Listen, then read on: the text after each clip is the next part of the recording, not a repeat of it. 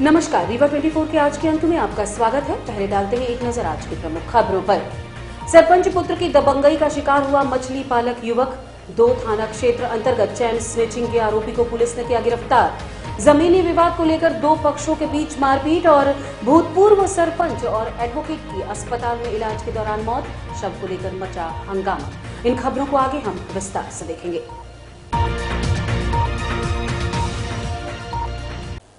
सरपंच पुत्र की दबंगई का शिकार हुआ मछली पालक युवक। जवा थाना अंतर्गत मदरो पंचायत सरपंच के पुत्र की दबंगई सामने आई है, जो कि एक लड़के को गला पकड़कर मारते हुए दिखाई दे रहा है। गाली गलौज कर रहा है और पीड़ित लड़के की मछली के बच्चों को फेंक दिया, जिससे सारी मछलियां मर गई। मदरो पंचायत सरपंच के पुत्र दीपू सिंह की पीड़ित लड़के को मारते पीटते धमकी देते हुए वीडियो में साफ नजर आ रहा है। चिल्ला निवासी धनंजय माझी, जो मछली पालन हेतु ग्राम पंचायत मदरो तालाब पर मछली पालन हेतु आया था। सरपंच पुत्र दबंगई के दम पर पीड़ित को मारपीट कर रहा है और वहां से भगा रहा है, जिसका वीडियो सोशल मीडिया पर जमकर वायरल हो रहा है। जब वीडियो सोशल मीडिया पर वायरल हुआ तो जवा थाना प्रभारी गीतांजलि सिंह सोमवंशी ने FIR दर्ज की। क्या नाम है आपका भैया? भीमसेन माझी सर। क्या हुआ था? वहाँ गए थे बच्चा लेके सर, तो बच्चा जब लेके गए वहाँ जब खड़े हुए तभी कुछ देर बाद आ गए लेके गाड़ी आपने, फिर सीधे बच्चा में धड़ कर दिलने लगे। हमें मार धर के बाद मछली हम ही को मारे हैं सर। तो आप मछली लेके कहाँ जा रहे थे? मदरो गांव में तालाब पालन का, वो तालाब में डालने के लिए? तालाब में डालने के लिए सर। मछली पालन का कार्य करने के लिए? हाँ, मछली पालन करने के लिए। फिर इसके बाद क्या हुआ? फिर उसने दीपू सिंह आए ने तो फिर पकड़ के मारने लगे हम ही को। फिर इसके बाद आप कहाँ गए? हम फिर इसके बाद बगल हो गए, आ गए और 2-4 जने छुड़वाने आ गए। अंठा दादा हमारे आ गए थे। फिर आगे क्या किया आपने? फिर आगे छुड़वा दिए तो फिर दीपू सिंह भगा दिए वहाँ तालाब से। फिर इसकी शिकायत आपने कहीं की? हाँ, फिर यहाँ जवा चौकी थाने में की। संपत्ति कर वसूली के लिए नगर निगम में एक बैठक का आयोजन किया गया। वित्तीय वर्ष में समापन के चलते इन दिनों नगर निगम संपत्ति कर वसूली के प्रयास कर रहा है। इसी कड़ी में आज एक बैठक का आयोजन किया गया, जिसमें बकायेदारों के संबंध में एक लिस्ट बनाई गई। नगर निगम अधिकारी ने कहा कि आम नागरिकों और व्यवसायियों से अपील है कि वो समय पर कर जमा कर दें, ताकि उन्हें किसी भी प्रकार की असुविधा न हो। अभी नगर निगम द्वारा लगातार क्योंकि फाइनेंशियल ईयर की क्लोजिंग आ रही है, तो संपत्ति कर और अन्य कर वसूल करने के लिए लगातार अभियान चलाया जा रहा है, जिसमें हम विशेष कैंप भी लगाते हैं। कई लोगों ने समय से अपना टैक्स देके अपनी भूमिका शहर के विकास में निभाई है। इसी के साथ कई ऐसे लोग भी हैं जिनके व्यावसायिक प्रतिष्ठानों पे और घरों पे कई बार नगर निगम के द्वारा नोटिस निरंतर भेजे गए हैं, बट उनके द्वारा अभी तक टैक्स पे नहीं किया गया। तो उनके विरुद्ध कठोर कार्रवाई करने के लिए और जो भी वैधानिक कार्रवाई है वो करने के लिए निर्देश दिए गए हैं। इसी के परिप्रेक्ष्य में एक सूची नगर निगम ने भी प्रकाशित करी है। तो हमें उम्मीद है कि आपके माध्यम से भी अपील हम लोग करते हैं कि लोग अपना टैक्स समय से भरें, पेनल्टी से भी बचें और शहर के विकास में अपनी भूमिका निभाएं। लैब टेक्नीशियन संघ ने भरी हुंकार, अपनी मांगों को लेकर प्रदर्शन किया शुरू। लैब टेक्नीशियन एसोसिएशन के निर्देश पर कर्मचारियों ने अपनी मांगों को लेकर धरना प्रदर्शन शुरू कर दिया है। संगठन के द्वारा अपनी 13 सूत्रीय मांगों को लेकर विरोध प्रदर्शन करते हुए ज्ञापन सौंपा गया है।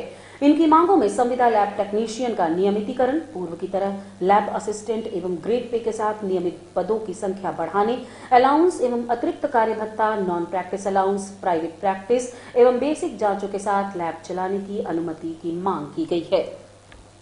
ये हमारी लैब टेक्नीशियन एसोसिएशन प्रांताध्यक्ष जी के आह्वान पर पूरे मध्य प्रदेश के जितने नियमित लैब टेक्नीशियन हैं वो सब हड़ताल पे हैं। 13 सूत्री हम लोगों की मांग है। सबसे प्रमुख मांग हम लोगों के पदनाम परिवर्तन है, जिसमें हम लोगों को लैब टेक्नीशियन अभी जाना जाता है। हम लोग चाह रहे हैं कि हम लोगों को मेडिकल लैब टेक्नीशियन या टेक्निकल ऑफिसर जाना जाए। साथ में हम लोगों का ग्रेड पे ब्रह्म स्वरूप समिति में हर किस कर्मचारी का बढ़ाया गया, लेकिन हमारा 2800 ही बताया गया है। उसको 2800 की जगह हम लोग 4200 करना चाह रहे हैं। साथ में जितने संविदा कर्मचारी हैं उनको रेगुलर करने की हमारी डिमांड है। और लैब असिस्टेंट, लैब अटेंडेंट जो है इनका भी ग्रेड पे बढ़ाया जाए, 2800 किया जाए और लैब अटेंडेंट का 1900 से 2400 किया जाए। और जो आउटसोर्स से भर्तियां हो रही हैं, बाहर से प्राइवेट कर्मचारी रखे जा रहे हैं कम वेतन में, उनको बंद करके शासन के द्वारा जो भर्तियां हो रही है, नियमित लैब टेक्नीशियन की भर्ती की जाए। इन्हीं तमाम तरह की हम सबकी डिमांड है। तो आज कई दिनों से आज हड़ताल का हम लोगों का 5वां दिन है और इसमें पूरे प्रदेश के जितने पैथोलॉजी है, ब्लड बैंक है, वहाँ का सब काम प्रभावित है। हम लोग चाहते नहीं है कि काम बंद हो, चूंकि हम लोगों ने कोरोना काल में फ्रंट में रहकर हम लोगों ने काम किया है।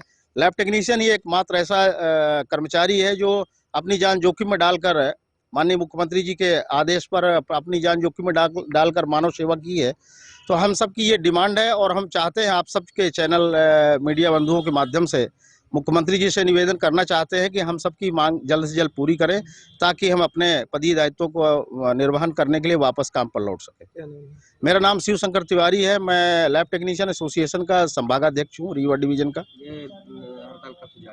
ये अनिश्चितकालीन हड़ताल है, 11 तारीख से शुरू है और 13 से शुरू है और जब तक हम लोगों की मांग पूरी नहीं होगी तब तक ये चलती रहेगी। पूरे प्रदेश में है। बीते वित्तीय वर्ष में निर्धारित लक्ष्य से ज्यादा धान की खरीदी की गई है। जिला कलेक्टर रीवा मनोज पुष्प ने बताया कि लक्ष्य से 2,10,000 क्विंटल ज्यादा धान की खरीदी हुई है। सोमवार को धान खरीदी बंद कर दी गई।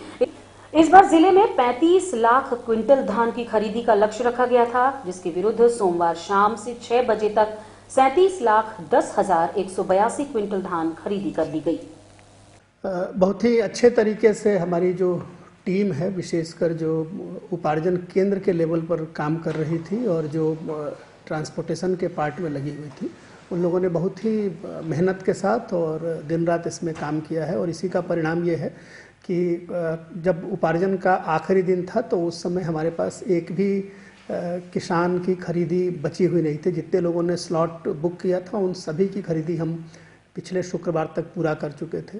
जो खरीदी हुई है कल तक हम लोगों ने उसका 99% जो है वो ट्रांसपोर्टेशन कर दिया है।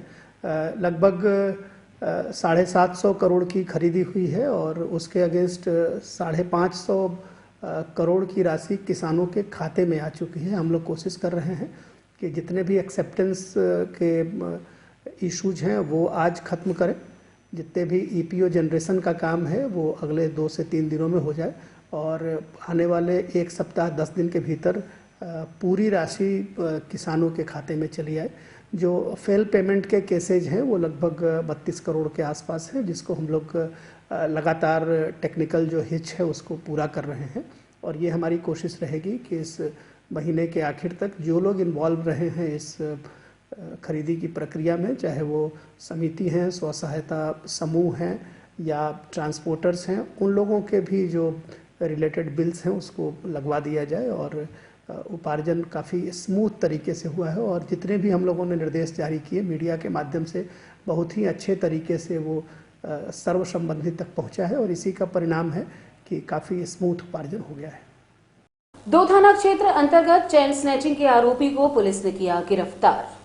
रीवा एसपी नवनीत भसीन ने बताया है कि विगत दिनों 2 थाना क्षेत्रों में चेन स्नैचिंग की घटना को आरोपी ने अंजाम दिया था, उसे गिरफ्तार कर लिया गया है। साथ ही उसकी बाइक भी बरामद हुई है। आरोपी अनूपपुर जिले का रहने वाला है, जहां की पुलिस से बाकी की डिटेल्स मंगाई जा रही हैं। उन्होंने कहा कि जल्दी ही हम इनके अन्य साथियों को भी गिरफ्तार कर लेंगे। विगत दिनों में 2 थाना क्षेत्रों में चेन स्नैचिंग की घटना हुई थी। लगातार हमारी टीमें इस पर प्रयास कर रही थी, जिसकी सफलता उन्हें मिली है और एक आरोपी और उसकी बाइक बरामद हुई है। अभी आरोपी जो है अनूपपुर ज़िले का रहने वाला है। हम अनूपपुर पुलिस से भी संपर्क कर रहे हैं कि उसका डाटा डिटेल्स मिल जाए। साथ ही पड़ोसी जिलों को भी उसका डाटा शेयर कर रहे हैं कि वहाँ कोई घटनाक्रम इस संदर्भ में पेंडिंग हो, उस पर भी वो लोग कार्रवाई अपनी कर लें। और इस टीम ने अच्छा काम किया, इसको हम लोग पुरस्कृत भी करेंगे। गिरोह में और भी कुछ अभी तक जानकारी में एक व्यक्ति होना आया है और इससे अभी प्रिलिमिनरी पूछताछ हुई है, तो अभी हमारे सीएसपी रैंक के अधिकारी भी उनसे पूछताछ करेंगे और जो डेवलपमेंट होगा तो उसके अनुसार हम लोग कार्रवाई करेंगे। और रुकेंगे एक छोटे से विराम के लिए। आप बने रहिए रीवा 24 न्यूज के साथ। हड्डी जोड़ एवं रीढ़ रोग तथा स्त्री रोग एवं प्रसूति रोग का इलाज एक ही छत के नीचे। विघ्नहर्ता hospital and trauma centre, hotel landmark के पास, रतहरा, रीवा। डॉक्टर संतोष सोनी, पूर्व चिकित्सक, बॉम्बे हॉस्पिटल, मुंबई, हड्डी जोड़ एवं रीढ़ रोग विशेषज्ञ, छोटे चीरे एवं दूरबीन विधि द्वारा हाथ तथा पैर की हड्डियों का ऑपरेशन, गठियाबात, जटिल एवं बिगड़े हुए फ्रैक्चर का बेहतर इलाज करते हैं डॉक्टर संतोष सोनी। विघ्नहर्ता हॉस्पिटल ट्रामा सेंटर में ही स्त्री एवं प्रसूत रोग विशेषज्ञ डॉक्टर शैलजा सोनी भी उपलब्ध हैं, जिनकी देखरेख में नॉर्मल डिलीवरी, सिजेरियन ऑपरेशन एवं बच्चेदानी से संबंधित ऑपरेशन की बेहतर सुविधा। संतानहीन दंपत्ति तत्काल संपर्क करें। विघ्नहर्ता hospital and trauma centre, hotel landmark के पास, रतहरा, रीवा। सुविधाजनक एवं सफल इलाज हेतु आज ही संपर्क करें। विघ्नहर्ता hospital and trauma centre, hotel landmark के पास, रतहरा, रीवा। मोबाइल नंबर 7828781983 अथवा 8462956774 पर। आपदा प्रबंधन को लेकर पुलिस विभाग का प्रशिक्षण संपन्न हुआ। पुलिस मुख्यालय भोपाल के आदेश अनुसार रीवा जोन रीवा के पुलिस प्रशिक्षण शाला पीटीएस में बाढ़ आपदा संबंधी सीपीआर, रस्सी गठान, बॉटल ड्रॉप का प्रशिक्षण रीवा एसडीआरएफ टीम द्वारा दिया गया, जिसमें प्लाटून कमांडर पुष्पेंद्र सिंह चंदेल, हवलदार लालता प्रसाद, घनश्याम पांडे, विनीत शुक्ला, प्रदीप द्विवेदी, अनिल द्विवेदी, सचेंद्र सत्यनारायण व बंसीलाल द्वारा प्रशिक्षण दिया गया। रीवा जोन रीवा के सब इंस्पेक्टर, प्रधान आरक्षक व आरक्षक सम्मिलित रहे। 6, 7, 8, 9, 10, 11, 12। यातायात सड़क जागरूकता कार्यक्रम का आयोजन सहयोगी हुए पुरस्कार। प्रशासन के द्वारा कंट्रोल रूम में सड़क सुरक्षा सप्ताह कार्यक्रम का आयोजन किया गया, जहां जिला कलेक्टर मनोज पुष्प, पुलिस अधीक्षक नवनीत भसीन, जिला पंचायत सीईओ स्वप्निल वानखेड़े और काफी संख्या में पुलिसकर्मी, समाजसेवी मौजूद रहे। आपको बता दें कि सड़क दुर्घटनाओं को रोकने के लिए प्रशासन सतत प्रयास कर रहा है। साथ ही सड़क दुर्घटनाओं में घायल होने वालों को समय पर अस्पताल पहुंचाने, जागरूकता में सहयोग करने वालों को पुरस्कृत भी किया गया। इस दौरान पुलिस और प्रशासनिक अधिकारियों ने लोगों से अपील की है कि बाइक चलाते समय हेलमेट और कार चलाते समय बेल्ट अवश्य लगाएं। साथ ही नशे की हालत में वाहन न चलाने की अपील की गई। केवल ये एक विशेष सप्ताह जो मनाया गया था उसका समापन है, बल्कि सड़क सुरक्षा के लिए जो जन जागरूकता का कार्यक्रम है, जो विभागीय एफर्ट का कार्यक्रम है, वो लगातार जारी रहेगा, क्योंकि सड़क सुरक्षा हमारे जीवन का एक महत्वपूर्ण पहलू है। और जैसा आप सभी की मदद से हम लोगों में इस बात की जन जागरूकता कर रहे हैं कि जब भी आप सड़क पर वाहन चलाएं तो सुरक्षा के सभी मापदंडों का ध्यान रखें। इसकी जो एफर्ट है वो लगातार चलती रहेगी। आज हम लोगों ने इसमें कुछ जो कंपटीशन कराए थे उन बच्चों को भी बुलाया था, उनके टीचर्स को भी बुलाया था, उनको भी पुरस्कृत किया है। जो पुलिस के ऑफिसर्स ने अच्छा काम किया है उनको पुरस्कृत किया है। एक आई कैम्प भी लगा हुआ है जहाँ पर सभी लोगों को जो कि ड्राइव करते हैं उनके आई टेस्ट भी किए जा रहे हैं। तो एक अच्छा आयोजन किया गया है, लेकिन इसी बात से हम कंक्लूड करेंगे कि ये एफर्ट लगातार जारी रहेगा। तो कुछ ब्लैक पॉइंट्स भी निर्धारित किए गए हैं पूरी कार्रवाई। जो ब्लैक पॉइंट्स हैं, जिसके पैरामीटर्स हैं, उस हिसाब से तो रीवा जिले में कोई ब्लैक पॉइंट्स नहीं है, लेकिन हम लोगों ने ऐसी जगहों पर जहां पर एक्सीडेंट होते हैं उनका चयन किया है और उन जगहों पर लगातार हम कोशिश कर रहे हैं कि चाहे वो रोड इंजीनियरिंग का इशू हो या कोई ट्रैफिक सिग्नल्स के इशू हैं, ग्रेडियंट्स के इशू हैं, उन सब पे काम करें और कोशिश हो कि रोड के एक्सीडेंट कम से कम हो जाए। थोड़ा पीछे होइए ना।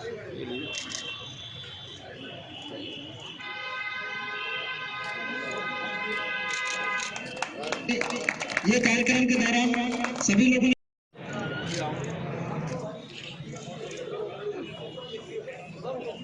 कैमरे की लूट भी जो सप्ताह जो 11 जनवरी से 17 जनवरी तक सड़क सुरक्षा सप्ताह चला, भारत सरकार सड़क परिवहन मंत्रालय एवं पुलिस मुख्यालय के निर्देश पर इसके तारतम्य में बहुत सारे कार्यक्रम किए, जिसमें हमने विभिन्न रैलियां निकाली, विभिन्न स्कूलों कॉलेजों में गए और विभिन्न प्रकार के कंपटीशन कराए और आज नेत्र शिविर भी चालू है, निःशुल्क नेत्र शिविर चालू है।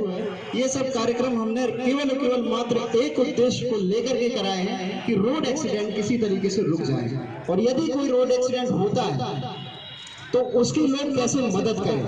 एक तो यातायात नियमों का पालन करें, इस संपूर्ण कार्यक्रम को हमने बहुत बेहतरीन बनाने के लिए बहुत व्यापक स्तर पर प्रचार प्रसार किया है। आज इसी कार्यक्रम के तारतम्य में हमने कुछ बच्चे जिनने बहुत अच्छा पार्टिसिपेशन से जमीनी विवाद को लेकर दो पक्षों के बीच मारपीट का मामला प्रकाश में आया है। घटना चुराटा थाना क्षेत्र अंतर्गत बरबाह की है, जहां जमीनी विवाद को लेकर आपस में ही गाली गलौज और विवाद हुआ, जिसमें आकाश सिंह पिता राजकुमार पर लोहे की रॉड से पड़ोसियों ने हमला किया, जिसमें उनकी हालत काफी नाजुक बताई जा रही है। ये पूरा मामला थाने में दर्ज किया गया। पुलिस पूरे मामले की बारीकी से जांच कर रही है। आइए आपको सुनाते हैं राजकुमार के बेटे ने क्या कुछ कहा। 2-3 दिन 13 तारीख को ऐसे गाली गलौज हुआ था खेत के उसमें, तो फिर उस दिन 15 तारीख को जा रहे थे तो पीछे से 2-3 लोग, ये विजय सिंह और पुष्पेंद्र सिंह, दोनों लोग पीछे से लाठी और रॉड से मारे। किसको मारे? पिताजी को मेरे। क्या नाम पिताजी? राजकुमार सिंह। कारण क्या है? वही खेत के अगल बगल खेत है तो थोड़ा गाली गलौज हुआ था 13 तारीख को। जमीन को लेकर? हाँ, इसे थोड़ा मेरे कुछ भी मतलब हम खुद नहीं जान पाते थे कि क्या हुआ है। पहले भी विवाद हो चुका है? नहीं, ऐसे गाली गलौज हुआ था। हाँ, 13 घटना है ये खेत की है। घटना बरवा है, थाना चौराटा।